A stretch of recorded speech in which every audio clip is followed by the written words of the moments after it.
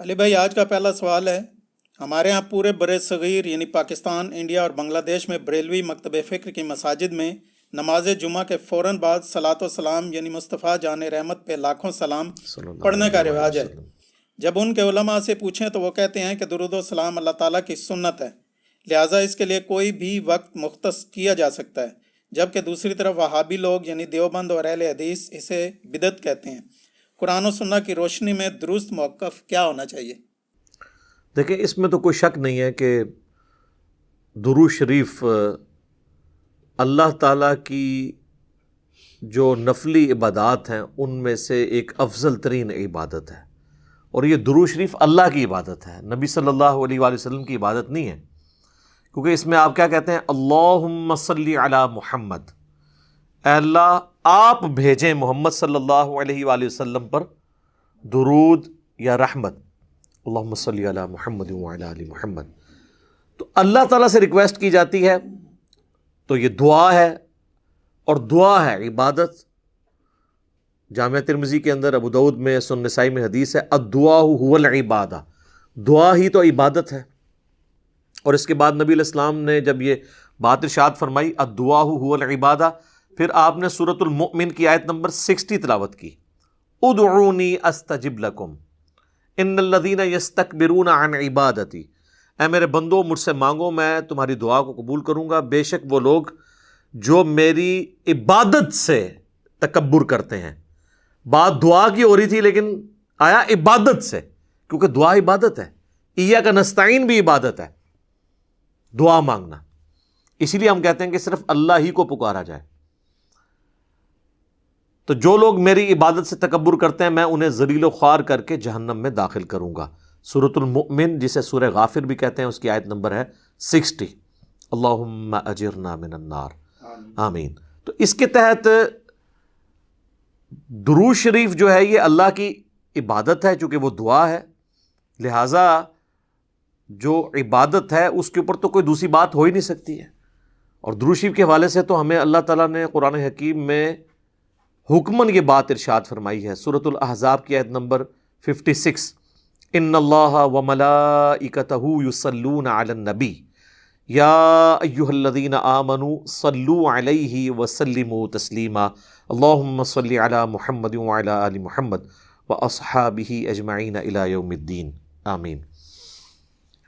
یہ آیت مبارکہ میں اللہ تعالیٰ نے واضح حکم دیا ہے کہ بے شک اللہ اور اس کے فرشتے نبی صلی اللہ علیہ وآلہ وسلم پر درود پڑھتے ہیں، اے ایمان والو تم بھی نبی صلی اللہ علیہ وآلہ وسلم پر درود اور خوب سلام بھیجو۔ اس کے کانٹیکسٹ میں جو پہلی اسلام کی تفسیر ہے نا، تفسیر تبری، امام ابن جریر تبری المتوفا 310 ہجری، ان کی تفسیر کو تفسیر ابن جریر بھی کہا جاتا ہے، ابن کثیر نے انہی سے ہی کاپی کی ہیں اکثر چیزیں۔ انہوں نے لکھا ہے کہ یہ جو اللہ کا درود ہے نا اور فرشتوں کا درود، یہ ہے کہ فرشتے دعائے رحمت کرتے ہیں نبی علیہ السلام کے لیے، اور اللہ اپنے نبی پہ رحمت بھیجتا ہے خود، کیونکہ اسے تو کسی کے کہنے کی ضرورت نہیں۔ تو یہ اللہ کا درود ہے۔ اللہ کا درود ہمارے والا درود نہیں ہے، ہمیں اللہ کو ریکویسٹ کرنی ہوتی ہے، اللہ تو خود ہی رحمت فرما دیتا ہے۔ تو درود و سلام کے حوالے سے یہ ذہن میں رکھیے گا کہ یہ آیت جب ان اللہ و ملائکتہ نازل ہوئی تو بخاری اور مسلم دونوں میں موجود ہے کہ صحابہ نے عرض کیا، اللہ کے محبوب علیہ السلام ہم نے آپ پر سلام تو سیکھ لیا ہے، السلام علیکہ ایھا النبی، جو آپ نے سکھایا ہے تشہد کے اندر، ہم آپ پر درود کیسے پڑھیں؟ تو پھر آپ صلی اللہ علیہ وآلہ وسلم نے نماز والا درود ابراہیمی تعلیم فرمایا۔ اور جو لوگ بدبختی پہ اترے ہوئے ہیں وہ اس کو وہابی درود کہنا شروع کر دیتے ہیں، حالانکہ بخاری مسلم میں نبی علیہ السلام نے یہ درود سکھایا ہے۔ حتیٰ کہ تفسیر نعیمی جو مفتی احمد یار خان نعیمی اور ان کے بیٹے نے مل کے لکھی ہے، اس میں واضح انہوں نے لکھا ہے کہ درود ابراہیمی جو ہے یہ ایک ناقص درود ہے نماز کے باہر، اور یہ پڑھنا گناہ ہے، نعوذ باللہ، گناہ۔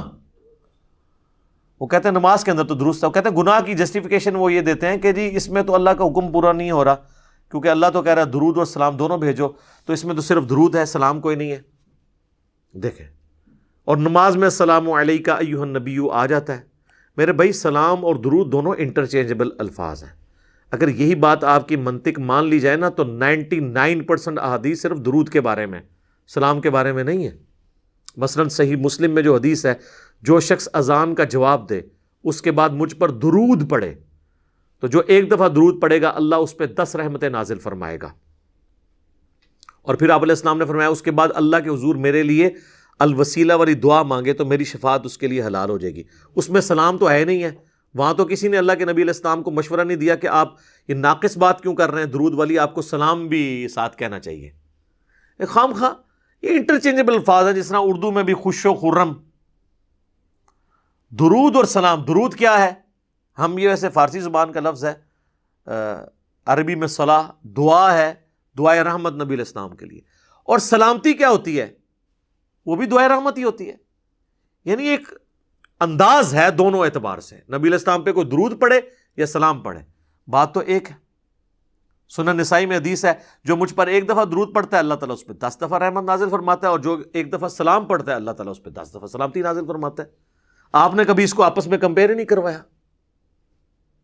جامعہ ترمذی میں حدیث ہے، قیامت والے دن سب سے زیادہ میرے نزدیک وہ ہوگا جس نے دنیا میں سب سے زیادہ مجھ پہ درود پڑا ہوگا، اس میں سلام کا ذکر ہی کوئی نہیں موجود ہے. جامعہ ترمذی میں ایک حدیث ہے جس کی سند کمزور ہے، لیکن اس کی صحیح سند المستدرک للحاکم کے اندر ہے، فضل الصلاۃ علی النبی کے اندر موجود ہے کہ نبی علیہ السلام ایک دفعہ مسجد میں تشریف لائے تو ممبر کی پہلی سیڑھی پر قدم رکھا، فرمایا آمین، دوسری پہ رکھا، فرمایا آمین، تیسری پہ رکھا، فرمایا آمین. صحابہ نے کہا ہم نے آپ کو آج وہ عمل کرتے ہوئے دیکھا جو پہلے نہیں دیکھا. تو آپ نے فرمایا کہ جبرائیل علیہ السلام میرے پاس آئے تھے اور انہوں نے کہا کہ یا رسول اللہ آپ میری دعا کے اوپر مہر لگائیں، آمین کہیں کہ ہلاک ہو جائے وہ شخص جس کے سامنے آپ کا ذکر ہو اور وہ آپ پر درود نہ پڑھے. اللہم صلی علی محمد وعلی آل محمد. ایک مجلس میں ایک دفعہ پڑھ لینا کافی ہوتا ہے، ہر دفعہ پڑھیں تو بہت اچھی بات ہے. تو میں نے کہا آمین. دوسری سیڑھی پہ قدم رکھا تو اس نے کہا کہ ہلاک ہو جائے وہ شخص جس کو ماں باپ دونوں یا دونوں میں سے کوئی ایک بڑھاپے کی حالت میں ملے اور ان کی خدمت کر کے جنت نہ کما سکے. تو میں نے کہا آمین. اور تیسری سیڑھی پہ اس نے کہا کہ جو شخص رمضان کا مہینہ پائے اور اللہ سے اپنی مغفرت نہ کروا سکے وہ بھی تباہ و برباد ہو جائے. تو میں نے کہا آمین.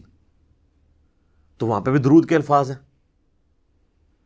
جامعہ ترمذی میں مولا علی علیہ السلام نے حدیث روایت کی ہے کہ نبی صلی اللہ علیہ وآلہ وسلم نے فرمایا اصل میں کنجوس وہ شخص ہے جس کے سامنے میرا ذکر ہو اور مجھ پر درود نہ پڑے. اللہم صلی علی محمد وعلی آل محمد. سنن نسائی کے اندر حدیث موجود ہے، نبی علیہ السلام نے فرمایا جو مجھ پر ایک دفعہ درود پڑتا ہے اللہ تعالیٰ اس پہ 10 رحمتیں نازل فرماتا ہے، اس کے 10 گناہ معاف کر دیتا ہے، اس کے 10 درجات بلند فرما دیتا ہے، اس کے لیے 10 نیکیاں لکھ دیتا ہے. وہاں پہ بھی درود کے الفاظ ہیں. سنن نسائی میں ایک اور حدیث ہے، زید بن خارجہ کو نبی علیہ السلام نے فرمایا کہ مجھ پر درود کو لازم کر لو اور اپنی دعاؤں میں درود پڑھا کرو اور کہا کرو اللہم صلی علی محمد وعلی آل محمد. یہ میرا وظیفہ بھی ہے، درود شریف مختصر ترین درود ابراہیمی کا پہلا حصہ. اس میں تو حضور علیہ السلام نے سلام کا ذکر ہی نہیں کیا اور آپ فرما رہے ہیں دعا کے ساتھ درود پڑھو. تو آگے سے صحابی نے کہا کہ سلام نہیں پڑھوں گا تو اللہ کے حکم کی نافرمانی ہو جائے گی اور میں گستاخ ہو جاؤں گا تو میری دعا کہاں سے قبول ہوگی. کہانیاں کروائی ان لوگوں نے. درود کے الفاظ ہیں. جامعہ ترمذی میں ایک حدیث موجود ہے، ایک شخص آیا، اس نے نماز پڑھی اور ڈائریکٹ اللہ سے مانگنا شروع کر دیا. آپ نے فرمایا اس نے جلدی کی. ایک اور سائل آیا، اس نے پہلے اللہ کی حمد بیان کی، پھر درود پڑھا اور پھر اللہ سے مانگا. تو آپ نے فرمایا سل تعطا، سل تعطا، مانگ تجھے دیا جائے گا، مانگ تجھے دیا جائے گا. اور دوسرے شخص کو حضور نے بلا کے کہا کہ پہلے اللہ کی حمد بیان کرو، پھر مجھ پہ درود پڑھو اور پھر اللہ سے مانگو. یہ دعا کا سلیقہ ہے. وہاں پہ بھی سلام کے الفاظ موجود نہیں ہیں. سر 99.99% احادیث میں صرف درود کے الفاظ ہیں. سلام کے بھی ہیں لیکن بہت کم حدیثوں میں. سنن نسائی میں حدیث ہے زمین پہ اللہ کے فرشتے سیاحت کرتے ہیں، میرے امتیوں کا سلام میرے تک پہنچاتے ہیں، جو ہم نماز میں بھی پڑھتے ہیں السلام علیکم ایھا النبی. ہاں قبر رسول پہ پڑھیں تو وہ لادہ درجے کی ایک فضیلت ہے. وہ سنن ابی داؤد میں حدیث ہے جو کوئی شخص مجھ پہ سلام پڑھے گا، امام داؤد نے اسے قبر رسول کی حاضری والے چیپٹر میں لیا ہے، اللہ میری روح لوٹا دے گا، میں اس کے سلام کا جواب بھی دوں گا. یعنی یہ برزخی معاملہ ہے اور روح کا لوٹنا بھی برزخی ہے، ورنہ روح داخل کرنے اور نکلنے سے تو تکلیف ہوتی ہے. یہ برزخی معاملہ ہے. اور اگر وہ کہتا ہے نہیں یہ فزیکل ہے تو کیا نبی علیہ السلام کے سلام کے جواب دینے کی آواز ہمیں باہر آتی ہے؟ نہیں. تو ہمارا بھی وہاں تک پہنچنا برزخی ہے، ان کا بھی ہم تک پہنچنا برزخی ہے. تو وہ قبر رسول کی حاضری کے لیے یہ اسپیشل پروٹوکول ہے. وہاں پہ ہم عرض بھی کرتے ہیں. المصنف ابن ابی شیبہ میں ہے، سنن الکبریٰ البیہقی میں موجود ہے، الموطا امام مالک میں موجود ہے، فضل الصلاۃ علی النبی 4 کتابوں میں، کہ عبداللہ بن عمر جب بھی سفر پہ جاتے یا واپس آتے تو مسجد نبوی میں 2 نفل پڑھتے، اس کے بعد قبر رسول پہ حاضر ہو کے عرض کرتے السلام علیک یا رسول اللہ. پھر سیدنا ابو بکر کی قبر کے سامنے آ کے السلام علیک یا ابا بکر، اور پھر السلام علیک یا عمر، یا السلام علیک یا ابتا، اے میرے باپ تجھ پہ سلام ہو. تو وہاں پہ سلام عرض کرتے تھے. تو درود اور سلام دونوں انٹرچینجبل الفاظ ہیں، ایک دوسرے کی جگہ لیتے ہیں. یہ اگر کوئی کسی جگہ پر درود پڑھنا ہے، وہاں پہ کوئی درود اور سلام میں سے کوئی ایک چیز بھی پڑھ لے تو وہ کافی ہو جاتا ہے. تو ہم یہی تو کر رہے ہوتے ہیں. مجھے بتائیں، حضرت عیسیٰ علیہ السلام کا جب نام آتا ہے تو بہت کم دفعہ ہم کہتے ہیں علیہ الصلاۃ والسلام. اکثر ہم کیا کہتے ہیں؟ عیسیٰ علیہ السلام، ابراہیم علیہ السلام. لیکن محمد علیہ السلام آپ نے بہت کم سنا ہوگا، کیونکہ وہاں ہم صلی اللہ علیہ وآلہ وسلم کہہ رہے ہوتے ہیں. ادروائز یہاں پہ بھی محمد علیہ السلام بھی کہہ سکتے ہیں آپ، کوئی حرج نہیں ہے. تو یہ خام خواہ ان چیزوں کو یہ ایشو بناتے ہیں اور پھر لوگوں کے اوپر فتوے لگاتے ہیں. اور انہوں نے یعنی چیزیں ڈیوائز کی ہوئی ہیں، اور وہ کہتے ہیں جی اب جو بندہ جمعے کے بعد مصطفیٰ جان رحمت پہ لاکھوں سلام نہیں پڑھتا تو وہ اس کے دل میں بغض رسول ہے. دیکھیں، اندازہ کریں. یعنی اس کا تو مطلب یہ ہے کہ کل کو میں کوئی مسجد بناؤں اور اس میں اپنا لکھا ہوا کوئی نعتیہ کلام وہاں پہ جاری کر دوں ہر نماز کے بعد، جس میں نبی علیہ السلام کی تعریف ہو، اور جو کوئی شامل نہ ہو میں کہوں یہ گستاخ رسول ہے. پھر ہمیں مصطفیٰ جان رحمت پہ لاکھوں سلام سے کوئی چڑ نہیں. میں تو یہاں پڑھوایا ہے اسٹیج سے کئی دفعہ. اس کے بعد اشعار تو بہت ایکسٹرا آرڈنری اشعار ہیں. چند ایک چیزوں سے ہمیں بھی اختلاف ہے. نعت کے طور پہ آپ ضرور پڑھیں. وہ صحیح مسلم میں حدیث ہے کہ حسان ابن ثابت جو تھے وہ نبی علیہ السلام کے لیے نعت پڑھا کرتے تھے. باقاعدہ نعتیہ اشعار موجود ہیں. اور بخاری اور مسلم دونوں میں حدیث ہے، اے اللہ روح قدس کے ذریعے حسان کی مدد فرما، جس طرح کہ عیسیٰ ابن مریم کی ہوئی تھی. نبی علیہ السلام تو دعا کرتے تھے نعت پڑھنے والوں کے لیے. نعت کے طور پہ ضرور پڑھیں، لیکن جب آپ کسی چیز کو اجتماعی عبادت کی شکل دیں گے اور اسے کسی جگہ فکس کریں گے، جس طرح انہوں نے ہر نماز جمعہ کے بعد صلاۃ والسلام کھڑے ہو کے یوں پڑھتے ہیں اور اسے فکس کر لیا اس اعتبار سے، اور کھڑے ہو کر صلاۃ والسلام ایک دائرہ بنا کے، اور جو نہیں پڑھتا اس کو کہتے ہیں اس کے دل میں بغض ہے. حالانکہ ان سے پوچھے کہ صحابہ کرام صلاۃ والسلام اس طرح جمعے کے بعد پڑھتے تھے ہیں؟ اینج کریں گے، عربی میں ہی بتا دیں کہ پڑھتے تھے کہ نہیں. ہم کہتے ہیں یار اذان کے ساتھ درود نہ پڑھو، اذان کے بعد آپ درود اور دعا مانگو. مسلم شریف میں حدیث ہے شفاعت واجب ہو جائے گی. پہلے کیوں پڑھتے ہو؟ اس کا حصہ کیوں بنا دیا ہے؟ وہ کہتے ہیں وقفہ کر لیتے ہیں، اور وقفہ بھی کرتے ہیں جب بجلی ہو. جب بجلی آف ہو، اسپیکر بند ہو، تو بغیر صلاۃ والسلام کے ہی اذان دے دیتے ہیں، کیونکہ وہ کسی اور کو سنا رہے ہوتے ہیں. تو کہتے ہیں جی کیا ہوا اگر ہم نے پہلے ملا لیا؟ تو ہم کہتے ہیں کیا حضرت بلال نے صلاۃ والسلام پڑھا تھا؟ ہیں؟ اور یہ سیم بات غلام مسعود سعیدی صاحب نے بھی شرح صحیح مسلم میں، بریلویوں کے خود اتنے بڑے محدث گزرے ہیں اور کسی حوالے سے میرے استاد بھی ہیں، تو انہوں نے لکھا ہے کہ حضرت بلال کے دل میں ہم سے زیادہ عشق رسول تھا، لیکن وہ اذان سے پہلے درود و سلام نہیں پڑھا کرتے تھے. اور ان کی مسجد میں بلکہ 1-2 راتیں رہا بھی ہوں، تو انہوں نے منع کیا ہوا تھا وہاں. کبھی کبھار وہ اپنے مکتب فکر کے شر سے بچنے کے لیے 3-4 دن بعد نا ایک دفعہ درود پڑھوا لیتے تھے، وہ بھی بعد میں. ویسے وہ اذان کے ساتھ درود نہیں پڑھواتے تھے. تو ہم جب کہتے ہیں تو وہ فوراً فتویٰ لگاتے ہیں. وہ کہتے ہیں نہیں بغض ہے جبھی تو منع کر رہے ہیں نا. ٹائم کوئی اللہ نے بتایا نہیں ہے. اگر اللہ نے ٹائم نہیں بتایا تو جب مرضی پڑھیں. تو سر پھر ہم آپ سے عرض کریں گے، کیا آپ مسجد میں جاتے وقت ٹوائلٹ کی دعا پڑھیں گے، یا ٹوائلٹ میں جاتے وقت دعا پڑھتے ہوئے ساتھ دروشی بھی پڑھیں گے؟ تو خود ہی ان کو سمجھ آ جائے گی بات کی کہ ہر چیز کا ایک وقت ہے. یہ تو اسی طریقے سے ہے، دروشی کا اگر کوئی وقت نہیں ہے تو پھر آپ قیام کے اندر سورہ فاتحہ کی جگہ دروشی پڑھنا شروع کر دیں گے، اپنی مطلب سے چیزوں کو اپنی مرضی سے چینج کریں گے. تو آپ حدیث سن لیں جامعہ ترمذی کے اندر، عبداللہ بن عمر کے سامنے ایک شخص کو چھینک آئی، اس نے کہا الحمدللہ والسلام علی رسول اللہ، تمام تعریفیں اللہ کے لیے اور سلام ہو نبی صلی اللہ علیہ وآلہ وسلم پر. اچھا الصلاۃ والسلام نہیں انہوں نے پڑھا. یہ کہتے ہیں نا درود سلام کے بغیر ناقص ہے، تو سلام تو درود کے بغیر اس سے بڑا ناقص ہوگا، کیونکہ اصل چیز تو درود ہے. تو انہوں نے تو نہیں پڑھا. تو عبداللہ بن عمر نے کہا میں بھی پڑھتا ہوں الحمدللہ والسلام علی رسول اللہ عام حالت میں، لیکن یہاں چھینک کے ساتھ میں نہیں پڑھتا. یہاں ہمیں نبی علیہ السلام نے صرف تعلیم فرمایا الحمدللہ یا الحمدللہ علی کل حال، تم وہی کہو جو نبی علیہ السلام نے تعلیم فرمایا۔ تو اس نے 295 نہیں لگوائی عبداللہ بن عمر کے اوپر کہ آپ درود کے منکر ہیں، آپ نہیں مانتے درود شریف کو۔ ان کی تربیت نبی علیہ السلام نے کی تھی۔ بخاری اور مسلم دونوں میں حدیث ہے، ایک صحابی کو آپ صلی اللہ علیہ وآلہ وسلم نے رات کے وقت وضو کے بعد سونے سے پہلے ایک دعا تعلیم کی، اس میں الفاظ تھے بِنَبِيِّكَ الَّذِي أَرْسَلْتَ، میں ایمان لایا اس پر جو میرے نبی کے ساتھ، تیرے نبی کے ساتھ اے اللہ نازل ہوا۔ تو اس نے اس دعا کو ریپیٹ کرتے ہوئے پڑھ دیا بِرَسُولِكَ الَّذِي أَرْسَلْتَ، بہتر الفاظ استعمال کیے، سپرلیٹو ڈگری ہے رسول۔ رسول تو صرف 315 ہیں، باقی تو 1,00,000 سے زیادہ انبیاء ہی ہیں۔ تو آپ فرمایا تم نے میرے الفاظ کیوں چینج کیے، وہی کہو جو میں نے کہا ہے۔ تو اس نے آگے سے نہیں کہا کہ یا رسول اللہ میں نے تو بہتر ڈگری لگا دی ہے، تو آپ قبول کر لیں، اس کو بدعت حسنہ کے طور پہ قبول کر لیں۔ آپ علیہ السلام کو پتا تھا کہ الفاظ نہ چینج کریں گے تو پھر معاملات خراب ہوں گے۔ اچھا پھر ان کے پاس ایکسکیوز باقی وہ رہ جاتا ہے، وہ دیکھیں جی منع کہاں ہے۔ اس کا بھی ہم نے ان کو جواب دیا ہے کہ منع تو ہو گیا نا جب جنرلی آپ علیہ السلام نے فرما دیا۔ صحیح مسلم میں 2005 نمبر حدیث امام جعفر نے امام باقر سے، اور امام باقر نے جابر بن عبداللہ سے روایت کی رضی اللہ عنہم اجمعین و علیہم السلام اجمعین، کہ نبی علیہ السلام ہر خطبے سے پہلے کہتے تھے اما بعد فإن خیر الحدیث کتاب اللہ وخیر الہدی ہدی محمد صلی اللہ علیہ وآلہ وسلم وشر الامور محدثاتها وکل محدثۃ بدعہ وکل بدعۃ ضلالہ وکل ضلالۃ فی النار۔ کچھ الفاظ مسلم کے ہیں، کچھ سنن نسائی کے، کچھ ترمذی کے۔ آگاہ ہو جاؤ سب سے بہترین کلام اللہ کی کتاب ہے، سب سے ہدایت یافتہ راستہ محمد صلی اللہ علیہ وآلہ وسلم کا ہے، بدترین کام وہ ہیں جو دین میں خود سے داخل کر دیے جائیں، اور وہ تمام کام بدعتیں ہیں، تمام بدعتیں گمراہیاں ہیں، اور تمام گمراہیاں آگ میں لے جانے والی ہیں۔ اللہم اجرنا من النار، آمین۔ تو اب حضور آپ کو کیسے منع کریں؟ آپ جنرل کہہ رہے ہیں کہ میں نے جو تعلیم کیا اس سے ہٹ کے آپ نے نہیں کرنا۔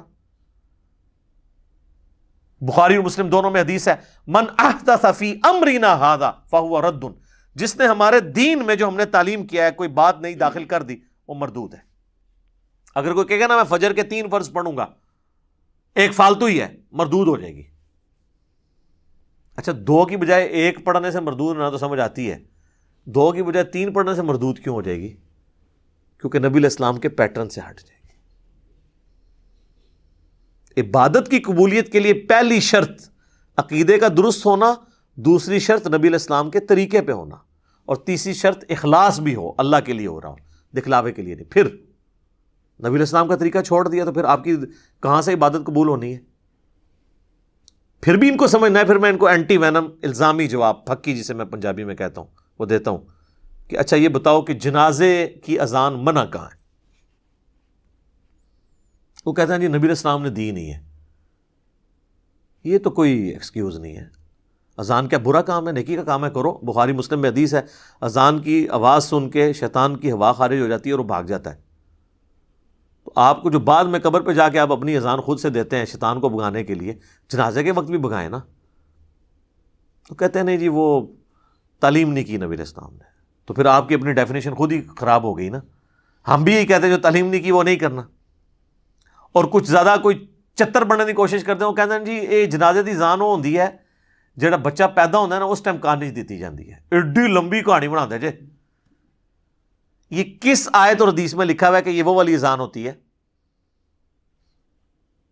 خام خواہ اذان کا مقصد ہمیشہ نماز کے اعتبار سے لوگوں کو بلانا ہوتا ہے، تو اس کا تو مطلب ہے کہ جب بچے کے کان میں اذان دی جائے تو اسپیکر میں دیا کریں تاکہ سارے گھر آپ کے پہنچ جائیں، اور کہیں جی آج جنازہ پڑھنا آیا ہے دسو کدوں ہونا ہے، پھر اس طرح کی گلاں ہون گے تو جو آپ اسی دیا گے نا، نان سینس باتیں کرتے ہیں۔ عید کے لیے میں نے بات کی، وہ کہتے ہیں نہیں دیکھیں جی بخاری مسلم میں آتا ہے کہ نبی علیہ السلام عید کی اذان نہیں دیا کرتے تھے، صرف جماعت ہوتی تھی۔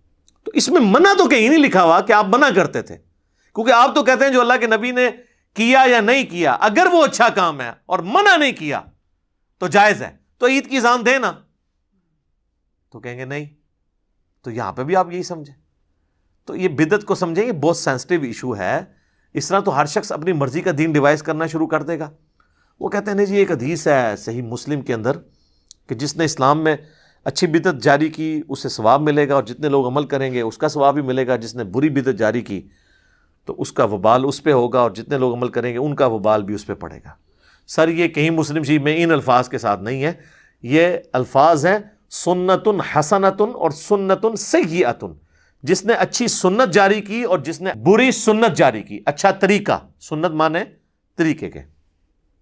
اور یہ پوری حدیث جو ہے یہ بیان نہیں کرتے، اس میں خود ہی کلیئر ہو جائے گا کہ نبی علیہ السلام کے پاس کچھ نیو مسلم آئے جن کے پاؤں میں جوتیاں بھی نہیں تھیں اور غربت کے آثار ان پہ نمایاں تھے. نبی صلی اللہ علیہ وآلہ وسلم نے خطبہ دیا مسجد کے اندر نماز کے بعد، اور اس میں آپ علیہ السلام نے قرآن پاک سے جو ہے وہ انفاق فی سبیل اللہ سے متعلق آیات تلاوت کی اور ترغیب دلائی.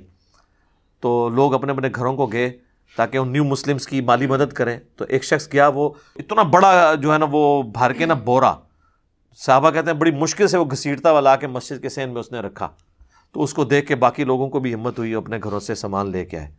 تو نبی علیہ السلام نے اس شخص کے بارے میں فرمایا جس نے اسلام میں اچھا طریقہ جاری کیا، اسے ثواب ملے گا، اور جتنے لوگ اس کو دیکھ کے کریں گے اسے بھی ثواب ملے گا. تو یہ مسجد میں لا کے اللہ کی راہ میں خرچ کرنا، اس میں کون سی بدعت ہوئی تھی؟ یہ طریقہ تھا. آج اس طریقے کی ماڈرن فارم ہو سکتی ہے، آپ آن لائن کسی مدرسے کے اکاؤنٹ میں پیسے ٹرانسفر کرتے ہیں. تو یہ تو نبی علیہ السلام کے زمانے میں نہیں تھا. لیکن مسجد یا مدرسے کی خدمت کرنا مال کے ذریعے تو صحابہ کی سنت تھی. سیدنا عثمان نے 3 دفعہ جنت کی بشارت اسی کے اوپر پائی ہوئی ہے نا. طریقہ بدل گیا.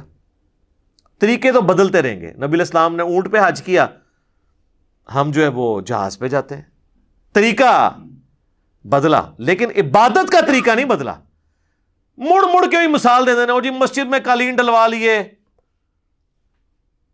اے سی لگوا لیے، یہ بدعت نہیں ہے سر، اس لیے کہ اس کا نماز سے کوئی تعلق ہی نہیں ہے. آپ تو زبان سے نیت کرتے ہیں، کبھی آج تک آپ نے کبھی دل میں بھی یہ نیت کی ہے، زبان سے تو نہیں کی ہوگی، کہ اوپر اس قالین کے، سامنے اس ٹھنڈے ٹھنڈے اے سی کے، نیچے اس فانوس کے، منہ طرف خانہ کعبہ شریف. تو اس کا مطلب دین کا حصہ ہی نہیں ہے. دین کو فیسیلیٹیٹ کرنے والا ایک طریقہ ہے. جیسے کہ صحیح بخاری اور صحیح مسلم، یہ امام بخاری امام مسلم نے ایک طریقہ اڈاپٹ کیا ہے. یہ ویڈیو کیمرے میں ہم جو کچھ ریکارڈ کر رہے ہیں یہ ایک طریقہ ہے. ریکارڈ دین ہی ہو رہا ہے، طریقہ ہے. تو طریقے تو اسی طریقے سے اگلے زمانوں میں لوگ گٹھلیوں کے اوپر شمار کرتے تھے، اب الیکٹرانک کاؤنٹر آ گئے. ایک اچھا طریقہ ہے. تو اسلام میں اس طرح کے طریقے جو جاری ہوئے ہیں ان کے اوپر بشارت ہے. اور برے طریقے اگر کوئی جاری کرے گا تو ظاہر ہے اس کے اوپر وبال ہوگا. تو یہ اچھی بدعت اور بری بدعت والا معاملہ نہیں ہے، اچھا طریقہ اور برا طریقہ ہے. بدعت کی ڈیفینیشن کو اس حوالے سے نہ، اور پھر یہ اتنے اس معاملے میں سخت ہیں. اسی جمعے کو ہم نے ایک جگہ مسجد میں نماز پڑھی. اب وہ مسجد بھی یعنی وہ جنہوں نے بنوائی ہے، ایک بھائی ان کا اہل حدیث ہے، ایک بریلوی ہے. امام مسجد انہوں نے وہ رکھا ہوا ہے ایک بریلوی، اور جو خطبہ دیتے ہیں وہ ایک اہل حدیث ٹائپ ہیں بھائی، تنظیم اسلامی کے جو رفع الاجدین سے نماز پڑھتے ہیں. تو نماز پڑھ کے ہم نکلے ہیں تو انہوں نے جناب سپیکر آن کر کے ایک بچہ کھڑا کر کے 2 بندے کھڑے کر کے مصطفیٰ جان رحمت پہ لاکھوں سلام شروع کر دیا، اور عجیب و غریب نظروں سے باقیوں کو دیکھ رہے ہیں کہ یہ لوگ پڑھ نہیں رہے. انہوں نے یعنی یہ سمجھا کہ اب یہ اس جمعے کا حصہ بن گیا، تو بنا دیا انہوں نے. وہ کہتے ہیں جمعے والے دن درود شریف کی بڑی فضیلت ہے. سر درود شریف کی فضیلت ہے جب آپ انڈیویجولی پڑھتے ہیں، بالکل ہے. ابو داؤد میں حدیث موجود ہے، مشکات کے اندر بھی ہے کہ جمعے کا دن تمام دنوں کا سردار ہے. اس دن آدم علیہ السلام پیدا ہوئے، اس دن وہ فوت ہوئے، اس دن پہلا سور پھونکا جائے گا، اسی دن دوسرا سور پھونکا جائے گا. تم جمعے کے دن مجھ پہ درود کی کثرت کرو، بے شک تمہارا درود مجھ پہ پیش کیا جاتا ہے. ایک صحابی نے عرض کیا اللہ کے نبی جب آپ مر جائیں گے اور آپ کی ہڈیاں مٹی میں مل جائیں گی، الفاظ ذرا غور کریں، کوئی گستاخی کا فتویٰ نہیں لگا ان پہ، تو کیا آپ پہ اس وقت بھی درود پیش ہوگا؟ تو آپ نے فرمایا ان اللہ حرم علی الارض ان تاکل اجساد الانبیاء، بے شک اللہ نے مٹی کے لیے حرام کر دیا ہے کہ وہ نبیوں کے جسموں کو کھائے. مجھ پہ اس وقت بھی درود پیش ہوگا. تو ظاہر ہے درود شریف جمعے والے دن پڑھنا چاہیے. اللہم صلی علی محمد وعلی آل محمد. ہم تو پڑھتے ہیں اہتمام کے ساتھ جمعے والے دن درود شریف، لیکن اس کو آپ مصطفیٰ جان رحمت پہ لاکھوں سلام کس طرح فٹ کر رہے ہیں؟ بریلویوں نے یہ نشانی بنا دی، دیوبند نے جی وہ ایک درود شریف وہ جی 80 دفعہ پڑھ لیں جمعے والے دن 80 سال کے گناہ معاف ہو جائیں گے. بریلویوں کو بھی بتایا جاتا ہے وہ اللہم صلی علی محمد النبی الامی وآلہ وسلم تسلیما. تو سر یہ القول البدیع کتاب میں موجود ہے اس کا ریفرنس, اور وہ جو اس کا راوی ہے نا امام سخاوی, وہ نبی علیہ السلام کے 500 سال بعد آیا اور اس نے بغیر سند کے یہ حدیث لکھی ہے. یہ حدیث کہاں ہے؟ اس کی کوئی ملتی جلتی کوئی سند موجود ہے طبرانی میں بھی, وہ بھی متروک اور ضعیف راویوں سے ہے. 80 سال کے گناہ اس طرح معاف نہیں ہوں گے. اسی تو لوگ پھر صرف جمعہ ہی پڑھتے ہیں, اس کے بعد 80 دفعہ درود شریف پڑھ لیتے ہیں, 5 وقت کی نماز ہی چھوڑی ہوئی ہے لوگوں نے. اس طرح نہیں 80 سال کے گناہ معاف ہوتے. درود شریف آپ پڑھیں, ضرور پڑھیں, لیکن جب آپ ایون آپ 100 دفعہ پڑھیں, 80 دفعہ پڑھیں, پڑھنا چاہتے ہیں ضرور پڑھیں, لیکن جب آپ ہلکا بنائیں گے, ایک اجتماعی شکل دیں گے, یہ یاد رکھیں پیٹ رول بدعت کا. انڈیویجولی آپ جو مرضی کریں, جو کتاب و سنت میں آیا ہوا ہے, ٹائم سے ہٹ کے بھی, تو اس کے اوپر کوئی فتویٰ نہیں لگتا. وہ ہر شخص کو حق حاصل ہے نفلی عبادت جس ٹائم مرضی کرے, اللہ جن اوقات کے اندر منع ہے. وہ ہم یہی کہیں گے کہ منع کن اوقات میں ہے. میں آپ کو نہیں کہوں گا اشراق آپ نے فجر کا وقت ختم ہونے کے 20 منٹ بعد ہی پڑھنی ہے, آپ بے شک 2 گھنٹے بعد پڑھ سکتے ہیں. لیکن جو اجتماعی چیزیں ہیں نا, جیسے ہی اجتماعیت آئے گی تو ہر وہ چیز جو نبی علیہ السلام نے تعلیم نہیں فرمائی بدعت ہو جائے گی. مثلا اگر کوئی اشراق کی اذان شروع کروا دے, اذان نہ بھی شروع کروائے, اعلانیہ کہنا شروع کر دے کہ آؤ جی اشراق پڑھیں, بدعت ہو جائے گی. ویسے مسجد میں لوگ جمع تھے, بائی چانس نفلی جماعت کروا لی, وہ بخاری مسلم میں حدیث ثابت ہے کہ ہو سکتا ہے. لیکن اسپیشلی روزانہ بیٹھنا, بندوں کو اکٹھا کر کے اشراق پڑھوانا جماعت کے ساتھ, بدعت. انڈیویجول آپ کریں, انڈیویجولی آپ تسبیح پہ پڑھیں, گٹھلیوں پہ پڑھیں, کوئی حرج نہیں ہے. ابو داؤد میں حدیث ہے, ایک صحابیہ پڑھ رہی تھی, نبی علیہ السلام نے اس کو منع نہیں کیا, بلکہ آپ نے کہا اس سے آسان وظیفہ تعلیم فرماتا ہوں, ہمارے نزدیک گٹھلیوں پہ پڑھنا جائز ہے, آپ تسبیح بھی پڑھ سکتے ہیں. لیکن اگر آپ بندے اکٹھے کر لیں اور آگے ایک چادر بچھا کے گٹھلیاں رکھ لیں اور اجتماعی اس کو شکل دے دیں, تو اس کے اوپر بدعت کا فتویٰ لگ جائے گا. اور یہ میں بدعت کا فتویٰ اپنی طرف سے نہیں لگا رہا. سنن دارمی میں اتنی رکت انگیز حدیث ہے المقدمہ کے اندر, مقدمے کے اندر, سنت کی اہمیت کو اجاگر کرنے کے لیے. اور امام دارمی وہ ہیں جن سے آلموسٹ 70 احادیث امام مسلم نے لی ہیں. امام مسلم کے استاد ہیں امام دارمی. اور کتب ستہ کے بعد جس کتاب کا نمبر ہے نا, الموطا امام مالک اور مسند احمد کو چھوڑ کے, وہ سنن دارمی ہے. اس کے مقدمے میں یہ روایت موجود ہے, بریلویوں نے چھاپی بھی ہے, آپ خود پڑھ لیں. کوفے کی جامع مسجد کے اندر کچھ لوگ بیٹھ کے گٹھلیوں کے اوپر پڑھ رہے ہوتے ہیں سبحان اللہ, الحمدللہ, لا الہ الا اللہ, اللہ اکبر. سر اس سے افضل کوئی وظیفہ ہی نہیں ہے. صحیح مسلم میں حدیث ہے کہ جن چیزوں پہ سورج طلوع ہوتا ہے نا, مجھے ان کلمات سے بڑھ کر کوئی اور عزیز چیز نہیں ہے. جن پہ بھی سورج طلوع ہوتا ہے, یعنی دنیا اور جو کچھ اس کے اندر ہے, سے بڑھ کے مجھے محبوب ہے سبحان اللہ والحمدللہ ولا الہ الا اللہ واللہ اکبر. یہی تسبیح فاطمہ میں بھی الفاظ ہیں. تو ابو موسیٰ اشعری رضی اللہ تعالیٰ عنہ نے مسجد میں دیکھا کہ اس طرح, تو ایک بندہ بولتا ہے جی پڑھو 100 دفعہ سبحان اللہ. لوگ 100 دفعہ سبحان اللہ پڑھتے ہیں اور وہ اپنی گٹھلیاں پھینکتے ہیں. اب ان کو یہ عجیب لگا, انہوں نے بجائے کو فتویٰ لگانے کے نا, وہ عبداللہ ابن مسعود کے گھر آئے اور کہا کہ حضرت, وہ اس لیے بھی کہ عبداللہ ابن مسعود حضرت عمر کے یہ دور کی بات ہے, حضرت عمر کے دور میں وہ چیف جسٹس بھی تھے اور دین کو زیادہ جانتے تھے. تو یہ حضرت عمر یا حضرت عثمان کے دور کی بات ہوگی, کیونکہ حضرت علی کا زمانہ تو خلافت کا نہیں پایا. ابن مسعود 33 ہجری میں فوت ہوئے ہیں. تو عبداللہ ابن مسعود کو انہوں نے آگے کہا کہ آج میں نے مسجد میں ایسا کام ہوتے ہوئے دیکھا ہے جو میں نے نبی علیہ السلام یا ان کے اصحاب میں تو نہیں دیکھا. تو ان کا کیا, تو ان کا یہ ہو رہا ہے. تو انہوں نے کہا کہ تم نے ان کو یہ کیوں نہیں کہا کہ اپنے بیٹھ کے گناہ شمار کرو, یہاں پہ بجائے یہ گٹھلیاں شمار کرنے کے اپنے گناہ شمار کرو. انہوں نے کہا کہ میں ابو عبد الرحمن, میں آپ کے پاس اسی لیے آیا تھا کہ میں آپ سے آ کے اس حوالے سے ڈسکس کروں. تو وہ جناب ابن مسعود کہتے ہیں میں تمہارے ساتھ مسجد میں جاتا ہوں. جا کے دیکھا انہوں نے, غصے میں آئے.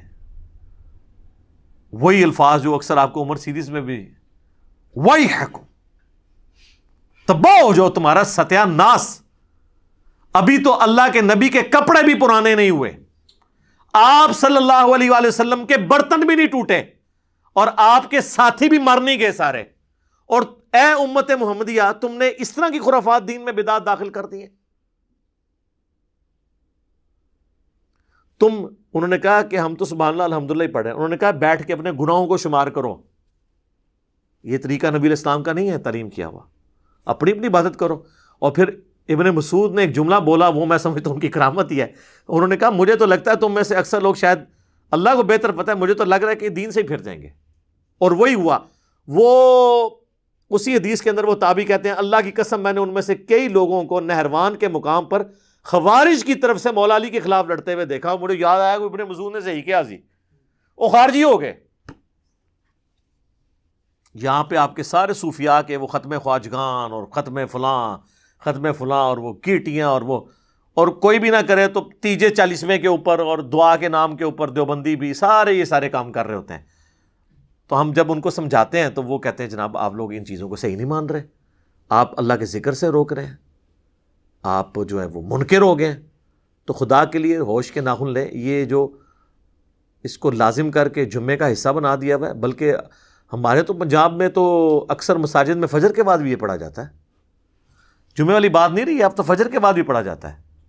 اور کئی مساجد ایسی ہیں کراچی میں آپ چلے جائیں جہاں روزانہ ایک نیا سلام پڑھتے ہیں، وہ میرا لئے انہوں نے اسی لیے نیا رکھا ہے کہ جی دیکھیں ہم بدل کے پڑھ رہے ہیں، ہم نے ایک کو مخصوص نہیں کر لیا۔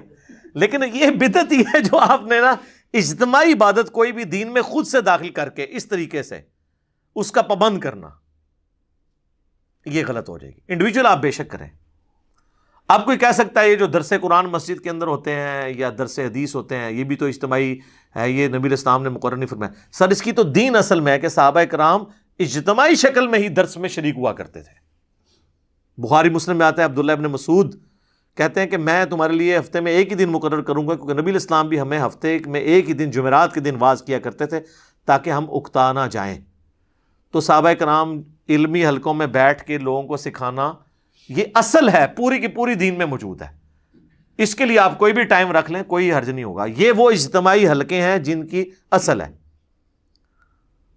اور وہ جن اجتماعی حلقوں کی بات کرتے ہیں نا جی، بخاری مسلم میں ہے کہ جی وہ فرشتے اللہ کے ذکر کے حلقے تلاش کر رہے ہوتے ہیں، اور پھر وہ اللہ تعالیٰ کے پاس واپس جاتے ہیں تو وہ گفتگو بڑی وہ مزے لے کے سناتے ہیں کہ جی اللہ تعالیٰ بخش دیا ان کو بھی اور جتنے لوگ وہاں پہ تھے، اور اگر ایک ویسے بھی ساتھ گزر رہا تھا وہ بھی بخشا گیا۔ تو یہ اللہ کا ذکر تو نہیں تھا۔ مسلم شریف میں الفاظ ہیں کہ جہاں پہ لوگ اکٹھے ہوتے ہیں قرآن کی تعلیم سیکھنے اور سکھانے کے لیے اور تلاوت کے لیے، قرآن کی تعلیم کے حلقے، بابوں کی تعلیم کے حلقے نہیں، کتابوں کی تعلیم۔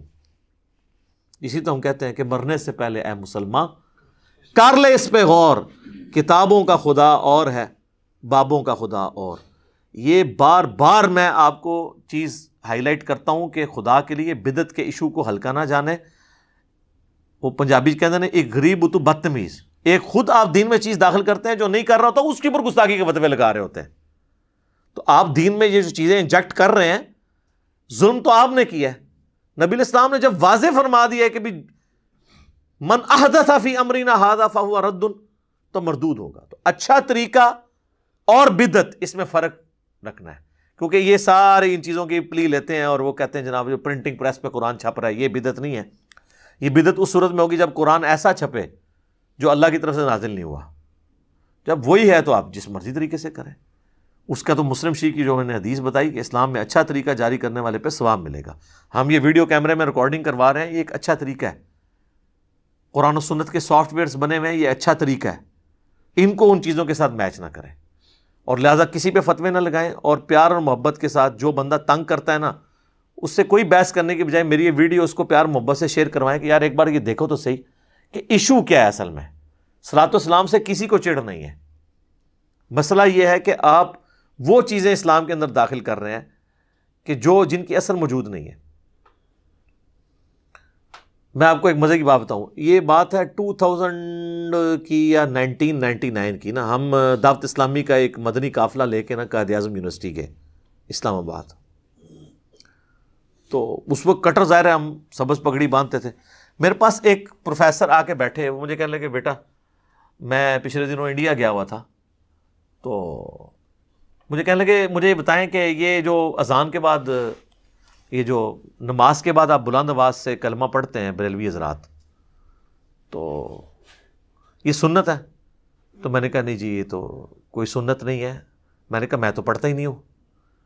اور آپ کو بتاؤں حیران کن بات، فیضان مدینہ کراچی جہاں الیاس قادری صاحب ہزاروں لوگوں کو لے کے بیٹھے ہوتے ہیں مدنی چینل پہ، وہاں نماز کے بعد کلمہ نہیں ہوتا، پن ڈراپ سائلنس ہوتی ہے، کوئی کلمہ نہیں پڑھا جاتا. میں نے الیاس قادری صاحب کے پیچھے 1999 میں بالکل پیچھے ان کی امامت میں پہلی صف میں کھڑے ہو کے کتنی نمازیں پڑھی ہیں. ابھی بھی جا کے کوئی چیک کرنا چاہتا ہے کر لے. لیکن پنجاب میں دعوت اسلامی کے کئی مراکز ہیں، وہاں پہ کلمہ ہو رہا ہے، پتہ ہے ان کو کہ یہ غلط ہے، کہ جو لوگ لیٹ ہو جاتے ہیں ان کی نماز ڈسٹرب ہو جاتی ہے، لیکن نہیں، روک نہیں سکتے. یہ ہمارے کالا دیو والی جتنی مسجدیں ان کے انڈر آتی ہیں، یہ جو کوٹلی والے پیر ہیں کشمیر والے، کشمیر میں ان کی سینکڑوں مساجد ہیں، کہیں پہ کلمہ نہیں اونچی آواز سے پڑھا جاتا. تو وہ پروفیسر صاحب مجھے کہنے لگے کہ جی اب وہ ان پہ تو اوسی پڑ گئی نا. میں نے جب بات کی میں نے کہا یہ تو کوئی نہیں، ہم تو نہیں پڑھتے. تو کہنے لگے میں یہی آپ کو بتانے لگا تھا کہ میں باقاعدہ بریلی اعلیٰ حضرت کے مزار پہ میں نے حاضری دی ہے، اور وہاں ان کی جو اپنی مسجد ہے اعلیٰ حضرت کی، جہاں ان کی اولاد نمازیں وغیرہ پڑھاتی ہے، جو مدرسہ ہے منظر الاسلام، وہاں پہ تو نماز کے بعد کلمہ نہیں اونچی آواز سے پڑھا جاتا. تو پھر بریلوی خود بھی کیا بریلوی ہیں؟ یہ سوچنے کی بات ہے نا، کہ بس ایویں سن سنا کے سننی، جس کو میں کہتا ہوں ٹنی، پڑھ پڑھا کے سننی نہیں. میں کہتا ہوں جی اعلیٰ حضرت کی تعلیمات میں کئی باتیں ایسی ہیں جن پہ یہ عمل کر لینا تو باقی مکاتب فکر کے ساتھ یہ کئی اختلافات ختم ہی ہو جائیں. احکام شریعت میں اعلیٰ حضرت نے لکھا ہے کہ نبی علیہ السلام کی مبارک جالیوں کے بارے میں کہ ان کو آپ چھو نہیں سکتے. عام قبر کے بارے میں لکھا ہے اس کے سامنے حد رکوع جھک نہیں سکتے. قبر کو چومنا، وہ کہتے ہیں چومنے میں اختلاف ہے، لیکن میرے نزدیک بہتر ہے کہ چوما بھی نہ جائے، حد رکوع جھکا بھی نہ جائے، اس کو ہاتھ بھی نہ لگایا جائے. تو یہ قبروں کو چومنے چاٹنے والے سارے لوگ کون ہیں؟ تو تعلیمات کو، اور اعلیٰ حضرت نے کوئی اسلام جاری نہیں کیا کہ بھی انہوں نے کہا کہ میری مسجد میں جو ہے مصطفیٰ جان رحمت پہ لاکھوں سلام پڑھا جائے. اب باقی انہوں نے وصایا شریف میں کہا تھا کہ میری میت کے ساتھ جو ہے نا وہ پڑھا جائے، وہ کعبے کے بدرود ہو جا تم پہ کروڑوں درود، وہ والا سلام. یہ والا اس میں پھر بھی نہیں ہے. لیکن یہ بھی مطلب میں ویسے انفارمیشن کے طور پہ بتا رہا ہوں، یہ نہ تسی کہو کہ جی یہ شروع کرا دینے جڑا اعلیٰ حضرت تو ثابت ہے. اعلیٰ حضرت سے نہیں ثابت دیکھنا، وہ آپ نے حضرت محمد صلی اللہ علیہ وآلہ وسلم سے ثابت دیکھنا ہے، جن کو آپ اعلیٰ نہیں کہتے ہیں، صرف حضرت محمد کہتے ہیں. فرق دیکھ لینا، وہ صرف حضرت محمد، یہاں اعلیٰ حضرت. ٹھیک ہے نا جی. میں کئی بار سنتا ہوں، آپ دیکھیں یہ اپنے علماء کے ناموں کے ساتھ اتنی لمبی لمبی دمیں، کئی بار یعنی مدنی چینل پہ میں نے دیکھا ہے نا کہ وہ الیاس قادری صاحب کا نام لیتے ہیں تو ان کے ساتھ اتنے القابات، ابو البلال فلاں فلاں فلاں، اپنی کتاب میں فرمان مصطفیٰ نقل کرتے ہیں، مصطفیٰ کلّہ صلی اللہ علیہ وآلہ وسلم. کبھی کبھار القابات بھی لگا لیتے ہیں، کئی بار اکیلے بھی. اور کئی لوگ تو ایسے ہیں اللہ معافی دے، اگر ایک جملے میں 3 دفعہ نام ہے، تینوں دفعہ القابات ریپیٹ کرتے ہیں. تقریر لمبی ہو جائے ان کو کوئی غرض نہیں ہے، چیزیں خود سے دین میں داخل کی ہوئی ہیں اور باقیوں کا اس کو پابند بنایا ہوا ہے. اور جب کوئی پوچھتا ہے تو کہتے ہیں جی آپ لوگ منکر ہو گئے. ابھی انہوں نے اذان شروع کروا دی ہوئی ہے اس کے اوپر، قبر کے اوپر. پوچھے کہاں لکھی ہے، وہ کہتے ہیں جی بات یہ ہے کہ قبر میں سوال ہونے ہیں نا، ان سوالوں کے جواب اذان میں. تو نبی علیہ السلام کو اس بات کا نہیں پتا تھا تو آپ ہی شروع کروا دیتے. اور کہتے ہیں دیکھیں اذان ہی دی ہے نا جی، کوئی ادھر کوئی لڈی تو نہیں ڈالی نا، کوئی غلط کام تو نہیں کیا. وہی بات پھر تو سر جنازے سے پہلے بھی اذان کروائیں، عید سے پہلے بھی اذان کروائیں، منع تو وہ بھی کوئی نہیں ہے، صرف ثابت نہیں ہے نا، کرواتے جائیں. تو یہ بدعت کے ایشو کے بارے میں معاملات کو دیکھنے کی ضرورت ہے. باقی یہ میں مانتا ہوں کہ اہل حدیث نے بھی ہر مسئلے کے اوپر جو بدعت کا فتویٰ لگایا نا، وہ بھی بالکل پھر غلط طرف چلے جاتے ہیں، وہ بھی ایکسٹریم رویے ہیں. اس طرح کے معاملات کو جو ہے نا وہ پھر بدعت کے حوالے سے خود کے ہی ایک معاملات میں وہ پھنس جاتے ہیں. لیکن جو بنیادی چیزیں ہیں ان کو آپ دیکھ کے چلیں، تاکہ دین کے اندر ایسی چیزیں داخل نہ ہوں کہ جس کی وجہ سے آپ کو پھر تکلیف اٹھانی پڑے، اور الٹا آپ تو وہ جاری کر کے سائڈ پہ ہو جاتے ہیں، جو بیچارے نہیں کر رہے ہوتے ان کے اوپر گستاخی کے فتوے لگ رہے ہوتے ہیں. تو اللہ تعالیٰ ہمیں کتاب و سنت کی تعلیمات کے مطابق چلنے کی توفیق عطا فرمائے. آمین. ٹھیک ہوگا جی.